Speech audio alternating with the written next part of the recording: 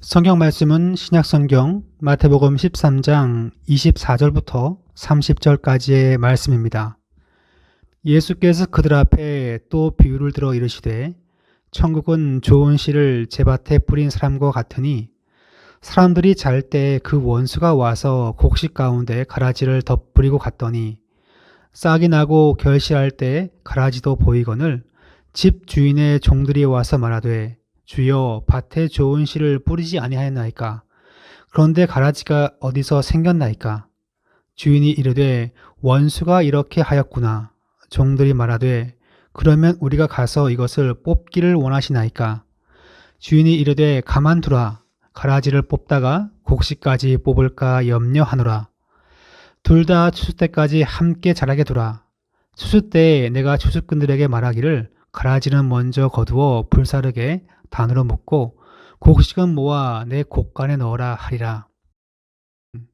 유행가 중에 이름 모를 잡초란 그런 가사가 있습니다. 우리는 이름을 잘 모르지만 잡초들도 보면 제 기능이 있고 특별히 최근에 잡초를 약초로 연구하는 분들이 들어 있습니다.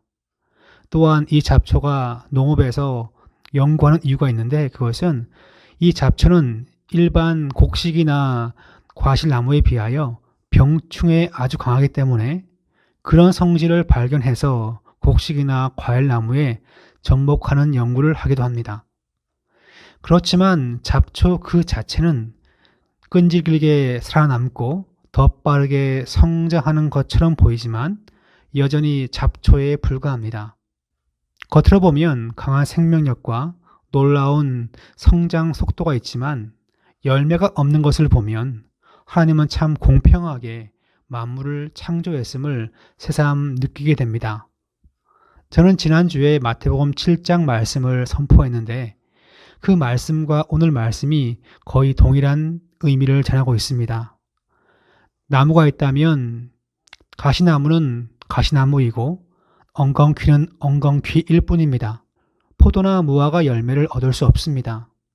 가시나무는 수십 미터 뿌리가 뻗어나가도 열매는 맺지 못하고 엉겅퀴가 가뭄 속에서 죽지 않고 혼자 살아남아도 그것은 엉겅퀴에 불과합니다. 왜 그럴까요? 본래 어떤 씨앗이었는지가 중요합니다. 한국 속담에 콩 심은 데 콩이 나고 팥 심은 데에 팥이 난다라는 말이 있죠. 복음을 영접하고 살아가는 자는 복음의 결과를 반드시 볼 것이고 복음을 믿지 않고 평생을 사는 자는 이 땅에서 조금 빠르게 또한 풍성하게 산다 할지라도 전혀 다른 결과를 당하게 될 것입니다. 지금은 그 결과가 눈에 보이지 않고 팥과 콩이 함께 어울려 사는 것이 세상의 모습입니다. 주님은 성도의 모습을 마치 곡식을 뿌린 밭에 가라지와 잡초가 함께 크는 것으로 말씀을 전하고 있습니다.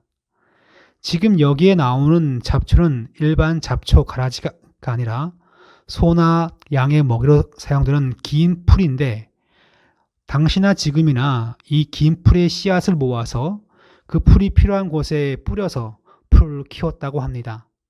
즉 목초지를 가꾸기 위한 특별한 씨앗이 바로 가라지 씨앗이었습니다.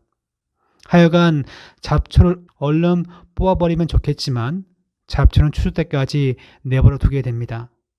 곡식은 가라지와 함께 어울러 살기 때문에 처음에는 잘 모르지만 나중에 그릇된 잡초라는 것을 파악하게 되지요. 떡잎이 2개, 3개 나왔을 때는 그냥 잘 모르기에 내버려 두지만 또한 다 컸다 할지라도 이 말씀 보면 곡식이 다칠까봐 내버려 둔다는 것을 29절 말씀이 전합니다. 주인이 이르되 가만두라. 가라지를 뽑다가 곡식까지 뽑을까 염려하노라. 그렇게 말씀을 전하고 있습니다. 이 말씀 보면 곡식과 가라지, 좋은 씨앗과 또한 잘못된 씨앗이 같은 밭에서 그냥 어울려 사는 것이 일반적인 세상의 모습이라 볼 수 있습니다. 좋은 곡식은 추수의 때가 있음을 기억하며 살아야 합니다. 추수의 때가 바로 어떤 때입니까? 모든 것을 다 마감하는 때겠죠. 30절 말씀 보면 둘 다 추수 때까지 함께 자라게 두라. 추수 때에 내가 추수꾼들에게 말하기를 가라지는 먼저 거두어 불사르게 단으로 묶고 곡식은 모아 내 곡간에 넣으라 하리라. 그렇게 말씀하고 있습니다. 아무리 잘 성장해도 아무리 잘 커도 가라지는 그 종자가 먹을 수 없는 것이기 때문에 불사르게 불에 넣는다는 것을 이 말씀이 전하고 있습니다. 추수 직전까지 가라지와 곡식은 같은 영양분을 먹고 같은 햇볕을 쬐면서 성장했을 것입니다. 그렇지만 그 결과는 완전히 다르다는 것을 이 말씀이 보여줍니다.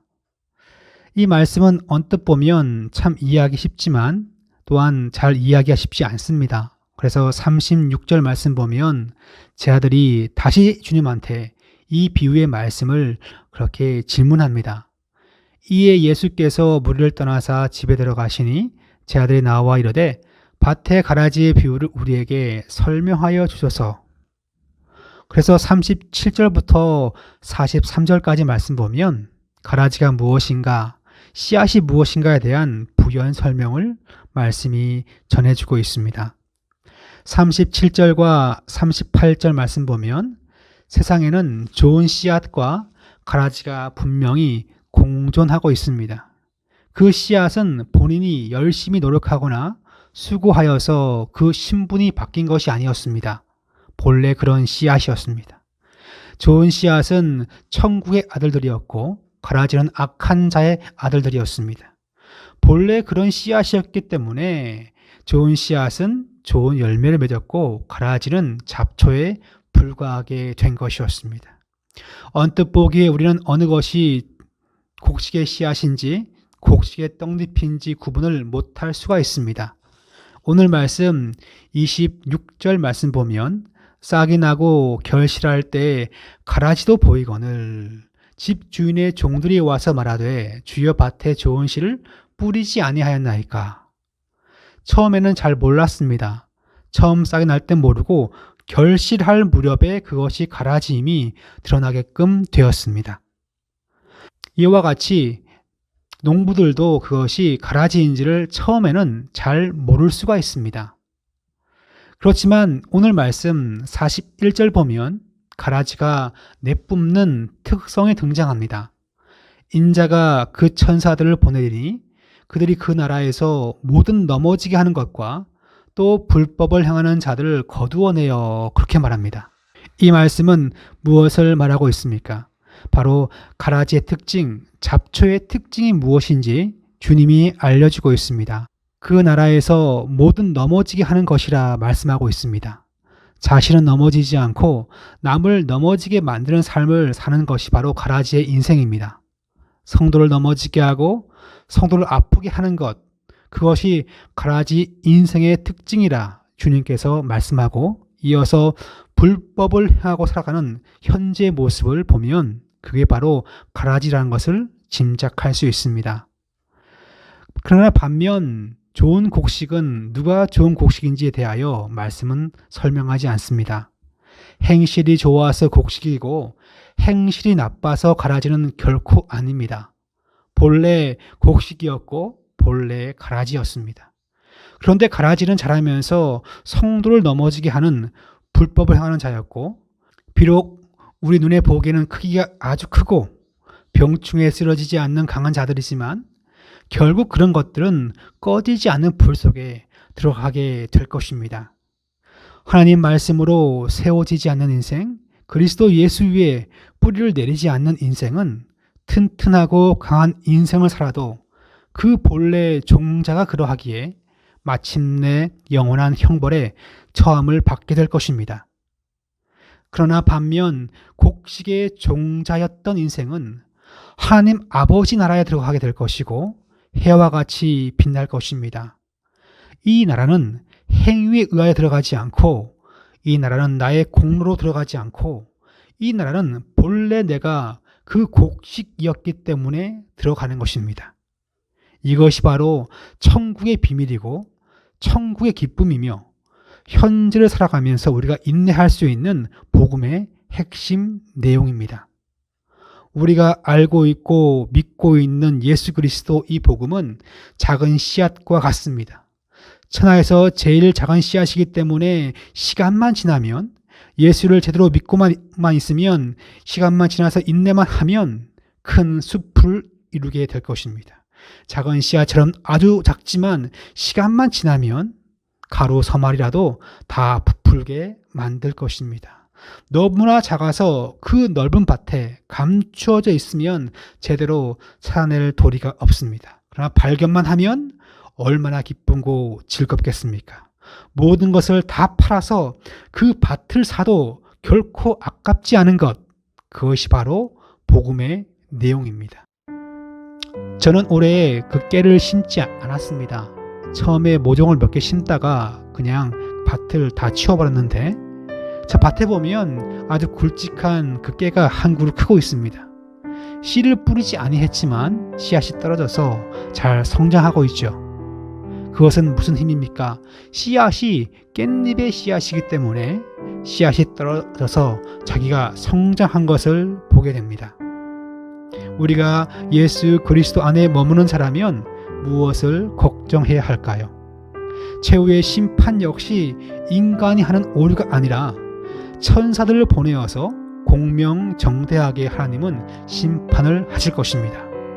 41절 말씀 보면 인자가 그 천사들을 보내리니, 즉 마지막 때의 모든 심판은 우리가 하는 것이 아니라, 바로 세상 주관자들이 하는 것이 아니라 하나님의 종들이 와서 그와 같이 심판할 것을 이와 같이 말씀합니다. 공명정대하게 착한 곡식을 불러내어서 아버지 앞에 세워지게 만들 것입니다. 이것이 우리가 믿고 있는 주님의 마지막 나라의 모습이죠. 복음의 핵심적 내용입니다. 그래서 우리는 지금 주님 나라를 기대하면서 오늘을 인내하며 하나님의 자녀답게 담대하게 하나님을 경배하고 예배하며 기도하면서 또한 인내하면서 살아가기만 하면 되는 것이죠. 우리는 천국을 소유한, 이 복음을 소유한 자라는 것을 명심하면서 믿음의 경주를 잘 감당하는 성도가 되시기를 축원합니다.